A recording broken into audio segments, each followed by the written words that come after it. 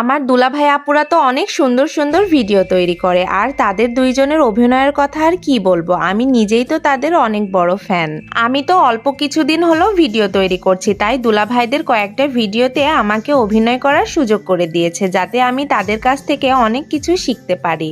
অনেক ভাই বোনরা আছে না, যারা নিজেরা কখনো ভালো কিছু করতে পারলে তাদের ভাই বোনরাও যে তাদের মতো কিছু করুক সেটা তারা কখনোই চায় না। কিন্তু আমার বোন দুলাভাই আমি যে কিছু একটা করি তাদের মতো আমিও যেন নিজের পায়ে দাঁড়াতে পারি এবং অনেক ভালো থাকি, সেটা তারা সব সময় চায়। অনেক ভাগ্য করে এমন বোন দুলাভাই পেয়েছি, সেটা কিন্তু বলতেই হবে।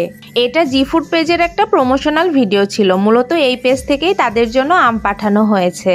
তবে এটা একটা প্রমোশনাল ভিডিও বলে বলছি না, আম খেতে কিন্তু সত্যিই অসাধারণ ছিল, সেটা আমাদের সবার চেহারার এক্সপ্রেশন দেখে বুঝতেই পারছেন। একটা কথা কি জানেন, আমি তাদের মতো এত ভালো অভিনয় কখনোই করতে পারবো না, সেটা আমি জানি, কিন্তু আমি আমার জায়গা থেকে সর্বোচ্চ চেষ্টা করি।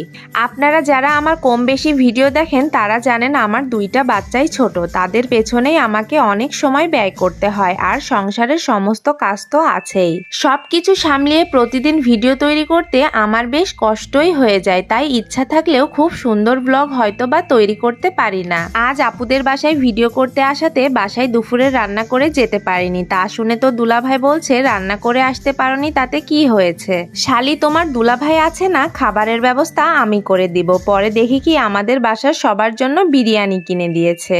তবে ভিডিওতেও বলে দিই, আপু দুলাভাই আমাদেরকে সেদিন বিরিয়ানি খাওয়ানোর জন্য তোমাদের দুইজনকে অসংখ্য ধন্যবাদ।